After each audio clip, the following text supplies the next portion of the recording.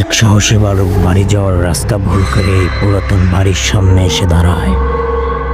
দাঁড়াতেই শীতল এক হাওয়ায় সে বাড়ির দরজাটি খুলে যায়। বাড়ির ভিতরে তাকাতেই দেখি অনেক ময়লা জমে আছে।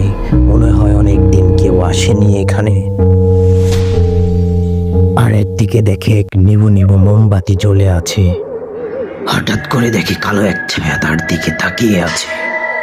ছেলেটি ভয়ে আঁতকে ওঠে।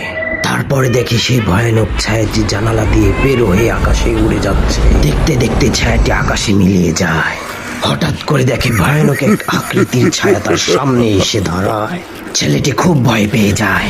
সে ভয় পেয়ে ওখান থেকে দৌড় দিয়ে সেই বাড়ি থেকে বের হয়ে যায়। ছেলেটি ভেবেছিল আজকেই হয়তো আমার শেষ দিন। ছেলেটি পিছনে তাকাতেই দেখে জানালার পাশে সেই ভয়ানক আকৃতির ছায়াটি তার দিকে তাকিয়ে আছে।